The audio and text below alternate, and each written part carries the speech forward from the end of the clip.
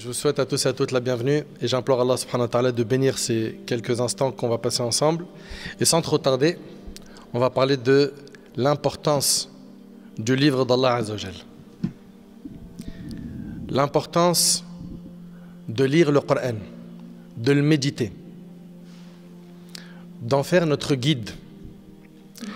Chers frères, chères sœurs, un compagnon qui se nomme Khabbab ibn al-Arat radiyallahu anhu a dit: rapproche-toi d'Allah autant que tu peux et sache que tu ne pourras jamais te rapprocher de lui par quelque chose de plus aimé que sa parole. Vous avez entendu?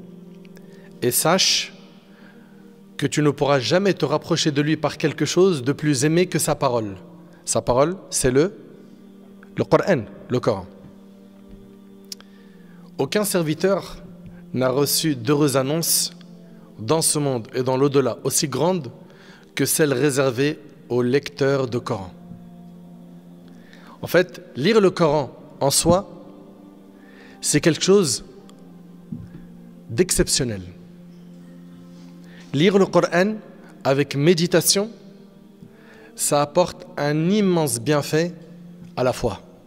Combien ils sont nombreuses à se dire: j'aimerais être quelqu'un de pieux. La sœur, elle dit: j'aimerais être une pieuse. Le livre d'Allah. Le lire, le méditer, le mettre en pratique. Ça augmente la foi. Toi qui as l'habitude de lire le Coran, réjouis-toi.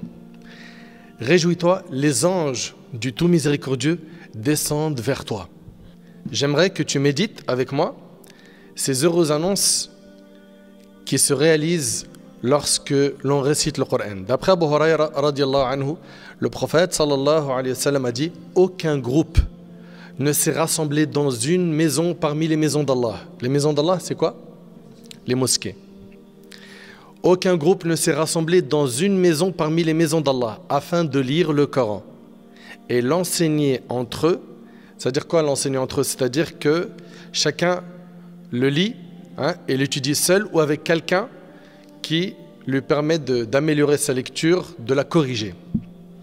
Aucun groupe ne s'est rassemblé dans une maison parmi les maisons d'Allah afin de lire le Coran.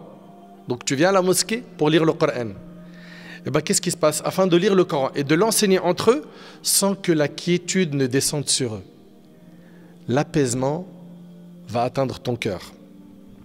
Sans que la miséricorde ne les englobe, sans que les anges ne les entourent, et sans qu'Allah ne les mentionne auprès de lui, c'est-à-dire auprès des anges. Et le hadith est rapporté par l'imam Muslim. C'est-à-dire quoi? Ceux qui vont lire le livre d'Allah, qui vont l'étudier, eh bien, la quiétude descend sur eux, la miséricorde les englobe, les anges les entourent et Allah les mentionne auprès des anges.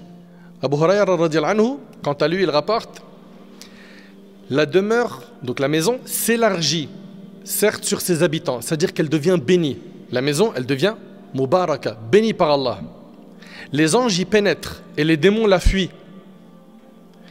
Et son bien abonde tant que le Coran y est lu.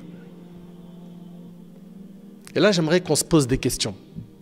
Est-ce que dans nos demeures, on lit le Coran? Est-ce que toi, tu ouvres le livre d'Allah? Est-ce que tes parents en font de même? Est-ce que tes frères et sœurs font la même chose? Est-ce qu'ils lisent le Coran? Si c'est le cas, sachez que cette maison-là, elle est bénie par Allah. Que les anges pénètrent cette maison et que les démons la fuient. Une maison où les démons l'ont fui, c'est une maison quoi? Qui est stable, où il y a la paix, il y a l'entente.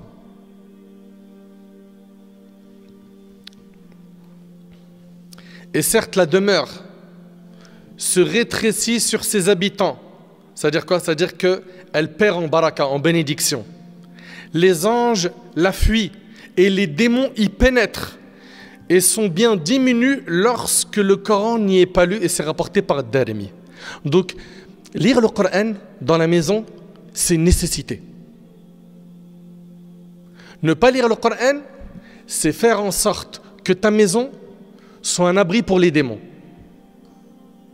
Ne pas lire le Coran, c'est fragiliser les relations entre les membres d'une même famille. Pourquoi? Parce que finalement, Qui est là?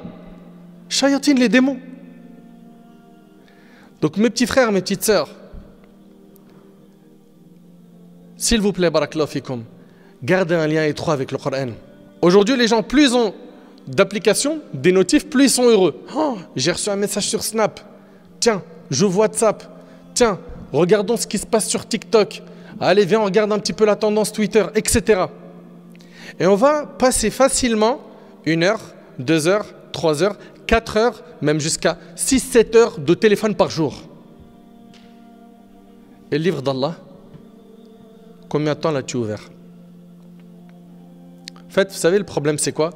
C'est qu'on n'a pas valorisé ce livre. Nous n'avons pas valorisé le livre d'Allah.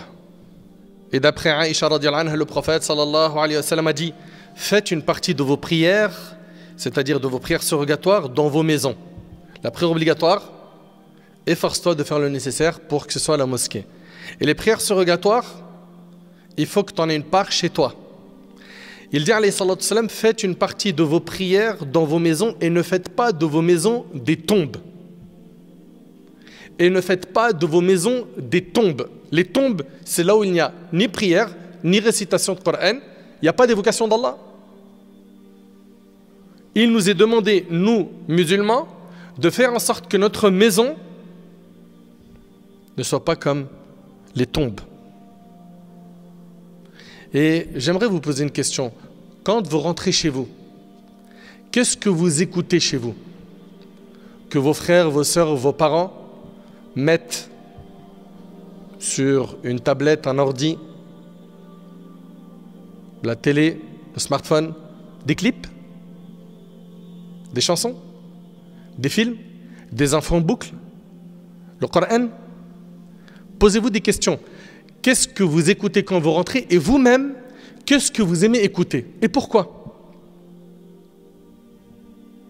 Si vous aimez écouter le Coran, sachez que à chaque fois que vous écoutez le Coran, vous avez des bonnes actions. Oui, mais mon frère, je ne le comprends pas. Tu es quand même récompensé. Subhanallah. C'est immense. Et notre bien-aimé alayhi salatu wassalam a dit, écoutez bien s'il vous plaît, dans la suite du hadith, le hadith il est rapporté par As-Sarraj et il est authentifié par l'imam Zahabi dans Sir A'lam al-Nubala. Dans la suite du hadith, quand il a dit alayhi salam, faites une partie de vos prières dans vos maisons et ne faites pas de vos maisons des tombes. Regardez ce qu'il dit à la fin du hadith. Et certes, la maison dans laquelle est lu le Coran est regardée par les gens du ciel de la même manière que les gens de la terre regardent les étoiles. Allahu Akbar. Allahu Akbar. Wallah al-Adim, il est trop beau le hadith. Je répète. Et certes, la maison dans laquelle est lu le Coran est regardée par les gens du ciel. C'est qui les gens du ciel? Les anges. Est regardée par les gens du ciel de la même manière que les gens de la terre regardent les étoiles. Et quand on lit le Coran, tiens, Salah ad-Din, chaque lettre, on gagne combien de bonnes actions? 10. La bonne action, la base, c'est qu'elle est multipliée par 10 jusqu'à 700, voire plus encore. La mauvaise action, quoi que tu aies fait comme péché, le péché, petit ou grand péché, il est comptabilisé comme un péché. Subhanallah. Et avec ça, il y a des gens, hélas, qui arrivent à faire plus de péchés que de bonnes actions. Selon Ibn Mas'ud, le prophète a dit: celui qui lit une seule lettre du Coran s'inscrit une bonne action. Et la bonne action a 10 fois son salaire. C'est-à-dire la bonne action, elle vaut 10. Je ne dis pas que Alif Lam Mim est une lettre, mais Alif est une lettre, Lam est une lettre et Mim est une lettre. C'est-à-dire Alif Lam Mim, il y a combien de bonnes actions là? 30. Allahu Akbar. Et le hadith, il est rapporté par Tirmidhi. T'imagines, une page de Coran, il y a combien de bonnes actions? Si ça avait été de l'euro pour chaque lettre, t'aurais arrêté de lire le Coran? Et là, quand on parle du paradis éternel, mais il faut un lourd bagage pour pouvoir avoir cette récompense. Le prophète a dit: la marchandise d'Allah vaut cher, la marchandise d'Allah, c'est le paradis. Et d'après Uqba ibn Amir, le prophète est sorti alors que nous étions à Soufa. Les gens de Soufa étaient des gens très pauvres qui vivaient dans la cour de la mosquée du prophète à Médine car ils n'avaient aucun logement. D'après Uqba ibn Amir, radiyallahu anhu, le prophète sallam est sorti alors que nous étions à Sofa. Et il a dit, lequel d'entre vous aimerait partir chaque matin à Bothan ou à Al-Aqiq et revenir avec 2 chamelles pleines, sans commettre aucun péché ni rompre de lien de parenté. Nous avons dit, ô messager d'Allah, nous aimerions cela. Le prophète sallam a dit que l'un de vous vienne le matin à la mosquée pour apprendre ou lire 2 versets du livre d'Allah est meilleur pour lui que 2 chamelles. Il faut savoir une chose, c'est qu'on parle de chamelles. Les chamelles, ça représentait quoi pour les Arabes? Je vous écoute. Une grande fortune. C'était les biens les plus précieux que les Arabes cherchaient à avoir. Vous suivez? C'est comme si on disait aujourd'hui 2 voitures de luxe. Ça te parle? Le prophète sallam, il leur dit que l'un de vous vienne le matin à la mosquée pour apprendre ou lire 2 versets du livre d'Allah est meilleur pour lui que 2 chamelles. Là, tu réalises qu'ils sont en train d'entendre, là, les compagnons. 3 versets sont meilleurs pour lui que 3 chamelles. Et 4 versets sont meilleurs pour lui que 4 chamelles. Et c'est rapporté par l'imam Muslim. Allahu Akbar. Et d'après Abu Dharr radiyallahu anhu, il a dit, j'ai dit, ô messager d'Allah, donne-moi un conseil. Il a dit, je te recommande la crainte d'Allah, car c'est l'élément principal. C'est quoi la crainte d'Allah? Qui sait? Il lève la main. Une seule personne dans la mosquée sait c'est quoi la crainte d'Allah? Vas-y. Mettre entre nous et la colère d'Allah un mur. Là-bas la jeunesse, la crainte d'Allah. On est d'accord qu'il faut craindre Allah, oui ou non? Très bien. C'est quoi la crainte d'Allah? Ayman? C'est tout. La crainte d'Allah, at-taqwa, c'est faire al-ma'mour wa tark al-mahzour. Faire ce qui est obligatoire, de laisser ce qui est interdit. Est-ce que vous avez bien entendu? C'est facile à dire, hein? Faire ce qui est obligatoire, de laisser ce qui est interdit. Mais dans la pratique, c'est le boulot de ta vie, ça. Faire ce qui est obligatoire, délaisser ce qui est interdit. Donc le prophète, quand Abu Dharr lui a dit, ô messager d'Allah, donne-moi un conseil, il lui a dit, je te recommande la crainte d'Allah, car c'est l'élément principal. J'ai dit, ô messager d'Allah, donne-moi-en un autre. Il a dit, attache-toi à réciter le Coran, car il sera une lumière pour toi sur terre et te garantira des récompenses au ciel. C'est rapporté par Ibn Hibban. C'est-à-dire quoi, une lumière sur terre? Qui sait? La guider. La lumière, elle éclaire, n'est-ce pas? Le Coran, il éclaire le chemin. C'est notre guide en tant que musulman. Très très bien. Allah Ta'ala dans le Coran, il dit قَدْ جَاءَكُم مِّنَ اللَّهِ نُورٌ وَكِتَابٌ مُّبِينٌ. Vous sont venus d'Allah une lumière et un livre explicite. Vous suivez? Et selon Abu Sa'id al-Khudri, radiyallahu anhu, ce hadith-là, subhanallah, il est vraiment magnifique. Le prophète a dit, Allah a dit, celui qui fut occupé par le Coran et mon évocation, c'est-à-dire quoi l'évocation, mon petit frère? Dhikr. Donne-moi un exemple de dhikr. Subhanallah. Ça c'est du dhikr, c'est-à-dire l'évocation. Un autre exemple. Alhamdulillah, un autre. Allahu Akbar, un autre. Astaghfirullah, la ilaha illallah. La hawla wa la quwwata illa billah. Allahumma salli wa sallim ala rasulillah. Très bien. Ça c'est dhikr. Regardez, Allah il dit quoi? Allah notre maître, le puissant, Jalla fi'ula, il dit, celui qui fut occupé par le Coran et mon évocation et fut empêché par cela de me demander, c'est-à-dire tellement il a investi de temps dans la lecture du Coran et dans le dhikr, il n'a pas fait des du'as. Je lui donne le meilleur de ce que je donne à ceux qui demandent, rapporté par Tirmidhi. Allahu Akbar. Subhanallah. Tu sais, toi qui as une relation avec le Coran, tu n'as pas la même valeur que celui qui n'en a pas. Vous pouvez très bien être vous deux musulmans, mais ta valeur à toi n'a rien à voir par rapport à un de tes frères en islam, ou toi ma soeur à une de tes sœurs en islam, qui n'a pas de lien avec le livre d'Allah. Allah Ta'ala dit, ليسوا سواء من أهل الكتاب أمة قائمة يتلون آيات الله آناء الليل وهم يسجدون. Mais ils ne sont pas tous semblables. Il est parmi les gens du livre une communauté droite qui, aux heures de la nuit, récite les versets d'Allah et se prosterne. Ils ne sont pas tous semblables. Subhanallah. Et Omar al-Khattab relate que le prophète sallam a dit, par ce livre, donc le Coran, Allah élève des gens et en rabaisse d'autres, rapporté par Muslim. Et subhanallah, vous avez remarqué, quand quelqu'un il apprend le Coran, il apprend, et d'un seul coup on entend Allahumma barik, c'est sa khatma. Ça veut dire quoi la khatma? Il a clôturé l'apprentissage du Coran. Vous avez vu à quel point il grandit dans nos yeux?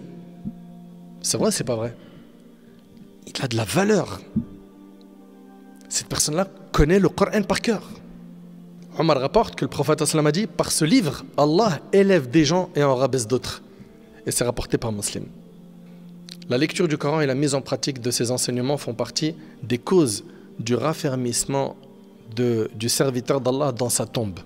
En effet, dans le long hadith de Al-Bara sur les bienfaits et les châtiments de la tombe, il est dit, ils lui demanderont, qui va poser des questions dans la tombe? Munkar et Nakir, les deux anges qui vont venir nous questionner. C'est quoi les questions qu'on va avoir dans la tombe? Qui est ton Seigneur? Quelle est ta religion? Quel est l'homme qui vous a été envoyé? N'est-ce pas? Très bien. Ils lui demanderont, qui est cet homme qui a été envoyé parmi vous? Il répondra, c'est le messager d'Allah. Ils lui diront, comment sais-tu cela? Il dira, j'ai lu le livre d'Allah, j'y ai cru et je l'ai attesté. C'est rapporté par Ahmed. J'ai lu le livre d'Allah. C'est-à-dire que le fait d'avoir lu le livre d'Allah, de l'avoir médité, mis en pratique, ça va te sauver dans ta tombe. Imagine que tu es dans un travail et que tu vas te faire virer. Suivez bien. Et qu'une personne vienne intercéder en ta faveur, en disant que tu es une personne bien, que tu es quelqu'un d'honnête. Et il commence à citer tes qualités. T'imagines la joie que tu vas ressentir à ce moment? C'est-à-dire que tu étais sur le point de te faire virer et quelqu'un qui vient intercéder pour toi. Et attention, hein, c'est quelqu'un qui a du poids. Eh bien, imaginez-vous que le jour du jugement, ce n'est pas un être humain qui vient dire Allah, fais-le entrer au paradis, mais plutôt Al-Qur'an, le livre d'Allah. Mais une condition, c'est que tu aies une vraie relation avec le livre d'Allah. C'est-à-dire quoi? Tu l'as lu, tu l'as mis en pratique. Abu Umama radiallahu anhu relate, j'ai entendu le messager d'Allah sallallahu alayhi wa sallam dire, lisez le Coran car il viendra certes le jour du jugement intercéder au profit de ses compagnons, rapportés par Muslim. Écoutez bien, lisez le Coran car il viendra certes le jour de la résurrection intercéder au profit de ses compagnons. Nawas ibn Sam'an radiallahu anhu a dit, j'ai entendu le messager d'Allah sallallahu alayhi wa sallam dire, au jour de la résurrection on fera venir le Coran et les siens. Le Coran et les siens, donc ceux qui avaient une relation étroite avec le livre d'Allah. Ceux qui le mettaient en application dans ce monde. Vous entendez ce qu'il dit le prophète sallam? On fera venir le Coran et les siens, ceux qui le mettaient en application dans ce bas monde. Il sera devancé par les sourates Al-Baqarah et Al-Imran, qui plaideront en faveur de leurs compagnons rapportés par Muslim. Al-Baqarah et Al-Imran viendront intercéder en faveur de ceux qui les lisaient et appliquaient leurs principes. On comprend que celui qui mange riba, il ne pratique pas ce qu'Allah a interdit dans Surat Al-Baqarah. Donc pour pouvoir gagner l'intercession de Surat Al-Baqarah et Ali Imran le jour du jugement, il faut les mettre en pratique. Plus tu vas lire et mettre en pratique le livre d'Allah, plus tu vas monter en degré fil Jannah. D'après Abdullah ibn Amr radiallahu anhu, le prophète sallam a dit, il sera dit au lecteur du Coran, au lecteur du Coran. Mais c'est qui exactement ce lecteur du Coran?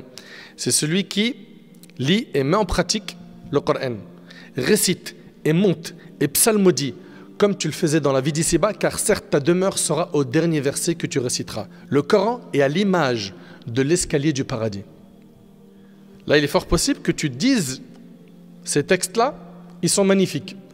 Mais finalement, concrètement, comment moi je peux faire pour entretenir un lien solide avec le Coran? La première des choses, j'aimerais que tu réfléchisses à celui qui a reçu le Coran. C'est qui? Muhammad ibn Abdullah, Rasulullah sallallahu alayhi wa sallam. Notre bien-aimé alayhi salatu wa sallam, lui qui a reçu le Coran, était quelqu'un qui avait un lien très fort avec le livre d'Allah. Voyons ce qu'il a fait pour justement faire comme lui. La première chose, c'est que le prophète sallallahu alayhi wa sallam, il faisait des invocations. Qu'est-ce qu'il disait? Allahumma ij'al al-Qur'ana rabi'a qalbi wa noura sadri wa jila'a huzni wa dhahab hammi. Oh Allah, fais du Coran le printemps de mon cœur, la lumière de ma poitrine, la dissipation de ma tristesse et la fin de mes soucis. Donc le prophète sallallahu alayhi wa sallam, il a invoqué Allah tabaraka wa ta'ala. Pourquoi? Pour que le Coran illumine son cœur. Donc toi aussi, invoque Allah. Le point de départ pour que tu te connectes bien comme il faut au livre d'Allah, c'est que tu invoques Allah. Donc on voit que le prophète sallam, il a invoqué Allah subhanahu wa ta'ala pour faire que le Coran illumine son cœur. Donc tu vas avoir une relation étroite avec le Coran, fais des doigts. D'accord? Invoque Allah. 2. Prendre conscience de la grandeur du noble Coran, qui est la parole d'Allah, qui contient ses commandements, ses interdictions. Prends conscience qu'il s'agit de la parole d'Allah. De cette manière-là, tu auras valorisé le Coran. Allah Ta'ala nous dit dans le Coran, Tanzilul kitab la rayba fihi min rabbil alamin. La révélation du livre émane sans nul doute du Seigneur de l'univers. Le Coran, il vient de qui? Du Seigneur de l'univers. Le Coran vient du Seigneur de l'univers. Allah Ta'ala dit wa innahu latanzilu rabbil alamin nazala bihi ar-ruhul amin. Ce Coran est une révélation émanant du Seigneur de l'univers, descendu du ciel par l'esprit fidèle. C'est qui l'esprit fidèle? L'ange Gabriel. Donc là, on vient de voir 2 points pour pouvoir entretenir un lien solide avec le livre d'Allah. Qui peut me les rappeler? L'invocation et le fait de valoriser le livre d'Allah. Très bien, barakallahu fikum. Également, il faut ressentir et avoir l'intention en lisant le Coran chaque jour que tu reçois des messages personnels de la part d'Allah. Écoutez-moi bien s'il vous plaît. Également, il faut ressentir et avoir l'intention en lisant le Coran chaque jour que tu reçois des messages personnels de la part d'Allah. Comme l'a dit Al-Hassan ibn Ali, radiyallahu anhu an jami' as-sahaba. Qu'est-ce qu'il a dit? Il a dit, ceux qui vous ont précédés, voyez le Coran comme des messages de leur Seigneur. Ils les méditaient durant la nuit et les mettaient en pratique durant la journée. Quand tu lis le Coran, je veux que tu ressentes, que tu reçois un message personnel de la part d'Allah subhanahu wa ta'ala. Ça va t'aider à entretenir un lien fort avec ce livre. Il faut également se rappeler que le Coran est la parole la plus grande. On entend des gens dire quoi? Ils entendent des clips et ils disent « il a tout dit ». C'est vrai ou c'est pas vrai? T'entends ce qu'il a dit dans le son là? C'est trop la vérité. C'est trop la vérité. C'est trop la vérité. Faut que tu gardes en tête que le Coran, c'est la parole la plus grande, la meilleure et la plus noble des paroles. Mais vous savez ce qui nous empêche d'arriver à cette conclusion? Parce que tu peux le dire, tu peux dire avec ta bouche, le Coran, c'est le meilleur livre. Mais dans ton cœur, ni tu l'écoutes, ni tu le lis, ni tu le médites, tu ne le valorises pas. En fait, ce qui nous manque, c'est de le comprendre. Parce que quand tu comprends les versets, Allahu Akbar, l'effet que ça a sur les cœurs, Allahu Akbar, Allahu Akbar. Et moi j'implore Allah subhanahu wa ta'ala de faire en sorte que vous puissiez comprendre le Coran. Vous savez, des fois il arrive qu'on écoute des rappels. C'est vrai, c'est pas vrai? AirPod, vos casques là, hein, pendant que vous êtes en trottinette ou en vélo, je ne sais quoi, vous écoutez des rappels. ou chez toi, sur ton smartphone, etc. Et parfois, on écoute un rappel, ça booste la foi. C'est vrai ou c'est pas vrai? Mais quand tu comprends le Coran, tu réalises qu'il n'y a pas plus puissant comme exhortation que le Coran. C'est-à-dire quoi? Tu veux augmenter ta foi bien comme il faut, comprends le livre d'Allah. Il m'arrive d'être en voiture avec mes enfants, puis on met le Coran dans la voiture. Wallahi l'azim, comment ça augmente la foi. Ça augmente la foi. Les paroles sont trop puissantes. Mais c'est nous qui avons mis une barrière entre nous et le livre d'Allah. On ne veut pas s'en rapprocher. Parce qu'on est occupé à lire autre chose, à écouter autre chose. On dit que le Coran c'est le meilleur livre, qu'on le valorise, mais dans le concret, dans tes 24 heures, quelle place il a? Dans ta semaine, combien de fois tu l'as ouvert, combien de fois tu l'as écouté, combien de fois tu l'as médité? Combien de versets t'ont changé? Mais il est là le constat. On vous a dit que le Coran, c'est la plus grande des paroles, la meilleure des paroles, la plus noble. Il n'y a jamais eu, et il n'y aura jamais de parole qui lui ressemble ou qui s'en approche. Méditez bien, s'il vous plaît. Il n'y a jamais eu et il n'y aura jamais de parole qui lui ressemble ou qui s'en approche. La différence entre la parole d'Allah et celle de ses créatures est comme la différence entre Allah et ses créatures. Allah Ta'ala dit « Laysa kamithlihi shay wa huwa as-sami'ul basir » Rien ne lui ressemble et il est celui qui entend et voit tout. Abu Abdurrahman As-Sulami a dit « La supériorité de la parole d'Allah sur toutes les autres paroles est comme la supériorité d'Allah sur sa création. » Également, toi qui veux entretenir un lien étroit avec le livre d'Allah, prends conscience de ton immense besoin de la récompense et du mérite de la lecture du Coran. Pour cela, multiplie son écoute. Même si tu ne le comprends pas, tu as des hasanat. Lis-le, même si tu le lis avec difficulté, tu as des hasanat, des récompenses. Lis fréquemment sur les vertus, les mérites du Coran afin d'encourager ton âme et de l'inciter à ce bien immense. On vient de dire jusque-là l'invocation. Valoriser le livre d'Allah. 3. Ressentir que c'est un message personnel qui t'est adressé. Également, que c'est le meilleur des livres, la meilleure des paroles qui puisse exister. Que rien ne vaut la parole d'Allah. Rappelle-toi de ton immense besoin de la récompense liée à la lecture du livre d'Allah. Également, toi qui veux améliorer ta relation avec le livre d'Allah, évite les péchés et les désobéissances. Pourquoi? Parce que les péchés et les désobéissances forment une barrière entre toi et la lecture du Coran ainsi que ses bienfaits. Les péchés forment une barrière entre toi et la lecture du Coran. Plus tu vas faire des péchés, plus tu vas t'éloigner du livre d'Allah. L'occupation excessive par des distractions telles que les musiques sataniques que les gens aujourd'hui écoutent, ça détourne du livre d'Allah. Oui, car lorsque l'amour de la parole d'Allah pénètre le cœur, cet amour chasse toutes les autres paroles que tu avais l'habitude d'écouter.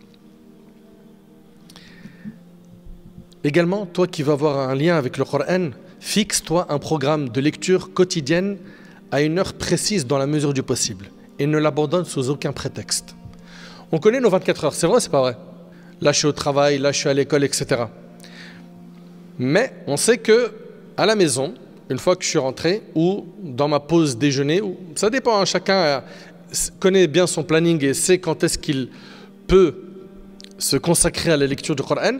Mais justement, dans ton planning, il faut que tu fixes ce temps chaque jour pour ouvrir le livre d'Allah.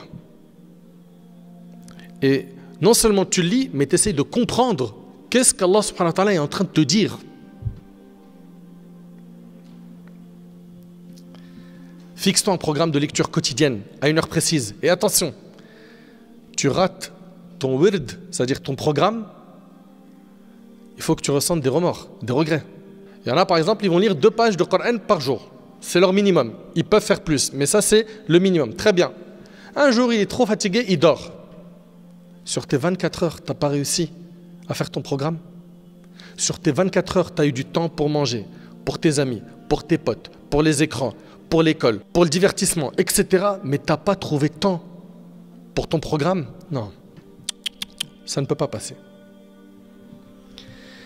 Répartis le temps que tu as défini en plusieurs moments de la journée, s'il le faut. Après une prière obligatoire, je vais lire un peu, ou après le fajr, ou le soir. Et je te dis, mon cher frère, trouve des excuses aux distractions, mais ne cherche pas d'excuses pour retarder le Coran.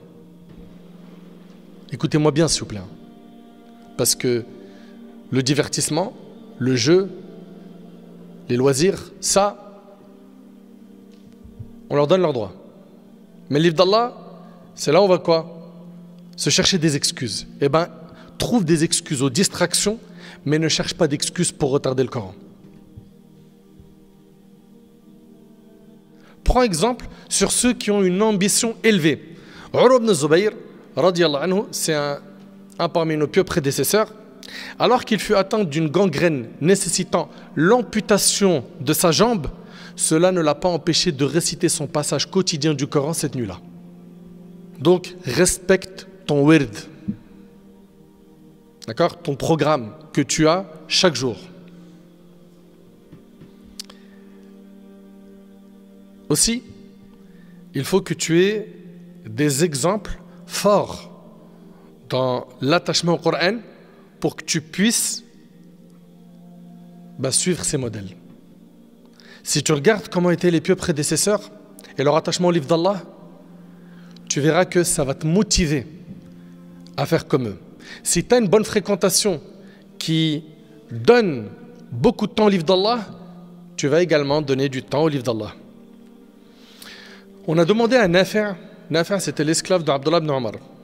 Que faisait Ibn Omar chez lui? Il a répondu, vous ne pourrez pas faire ce qu'il faisait. Il faisait ses ablutions avant chaque prière et lisait le Coran entre ses ablutions et sa prière.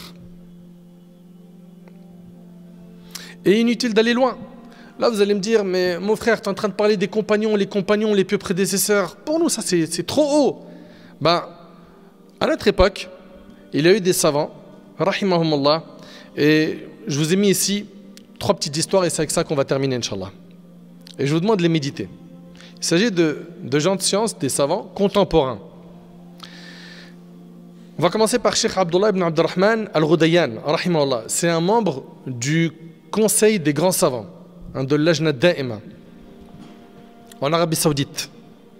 Il est décrit par l'un de ses fils, un jour je voyageais en voiture avec le cheikh en direction de Taïf. Taïf, c'est une ville pas très loin de la Mecque. Dès que nous avons quitté la ville, il a commencé à réciter le Coran, en commençant par la sourate la Fatiha. Lorsque nous sommes arrivés à Taïf, il était à la fin de sa khatma. Il avait récité le Coran en entier de sa tête. Après environ 7 ou 8 heures de récitation continue. Les gens qui aiment le Coran prend énormément de place dans leur vie. Il y a aussi un cheikh, rahimallah, un cheikh Salih ibn Ali al-Ghassoun, membre du Conseil des grands savants. Là, on parle de gens contemporains. Cheikh Abdullah ibn Abdurrahman al-Ghudayyan, il est mort en 1431 de l'Hégire. Cheikh Salih ibn Ali al-Ghassoun, lui, il est mort en 1419. Il est décrit par ses élèves en ces termes. Il récitait le Coran dès que l'occasion se présentait, même pour un court instant. Il le lisait entre le moment où il descendait de sa voiture et entrait chez lui. Il récitait aussi lors de ses visites aux gens. Plus étonnant encore, lorsque je lui lisais certains textes chez lui, si je me levais pour aller chercher quelque chose, je l'entendais réciter le Coran jusqu'à mon retour. Allahu Akbar. Vous entendez? Il répétait souvent cette phrase, « Je veux que le Coran soit mon compagnon dans la tombe ». Le cheikh Salih ibn Abdelaziz ibn Hilal, rahimahullah, juge à Riyad. Il est décédé en l'an 1421 de l'Hégire. Il a mémorisé le Coran à l'âge de 15 ans. Il avait un amour profond pour la récitation du Coran, de jour comme de nuit. Et il était connu parmi les gens pour sa grande patience et sa sagesse. Et un fait remarquable à son sujet. Un jour, il frappe à la porte de sa maison, chez lui, pour que sa famille lui ouvre. Mais ils ne l'ont pas entendu. Au lieu de s'impatienter, il s'assit sur le seuil de la porte et récita 6 juz du Coran. Un juz, c'est combien de pages? 20. C'est-à-dire, il en a récité combien? 120 pages. Allahu Akbar. Enfin, mes frères, mes sœurs, si on veut le succès sur terre et dans l'au-delà, réconcilions-nous avec le livre d'Allah subhanahu wa ta'ala. Faisons le nécessaire pour valoriser ce livre. Lisons-le, méditons-le, mettons-le en pratique. J'implore Allah subhanahu wa ta'ala de me faciliter ainsi que vous de mettre en pratique le contenu de cette conférence